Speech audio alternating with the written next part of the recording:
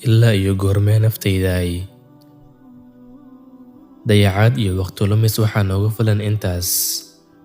Waxaan ku faraxnaa maalmaha, iyagoo mar walba qabriga noo dhowaynayo. Mar walba waxaan u dhowaanaa geerida. Bilooyinka iyo maalmuhuna way tegayaan, innagoon waxna qaban, waxna bixin, hadafna aan dejisan. Ilaa iyo goormee naftaydaay.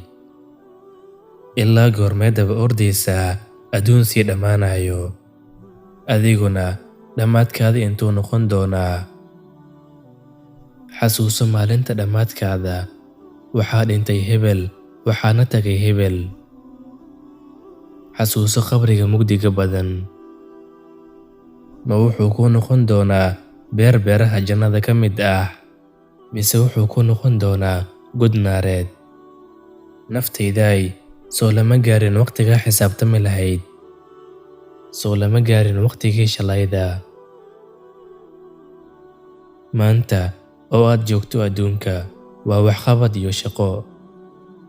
Aakhiro oo beri ahna waa xisaab aan shaqo lahayn. Maalin aysan qofna wax u tarayn, carruur iyo hanti midna.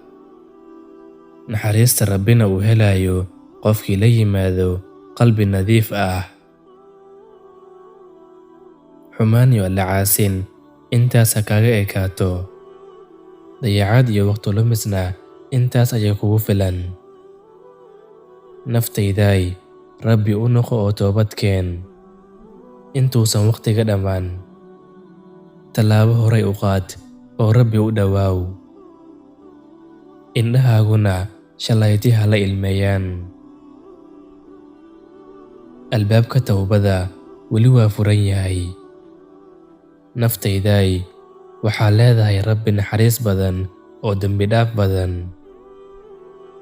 Farxadduna waxay ku bilaabanaysaa Rabbiga markaa raali geliso, Rabbigaana uu raali kaa noqdo. Noloshuna waa saacado iyo daqiiqado dhammaanayo.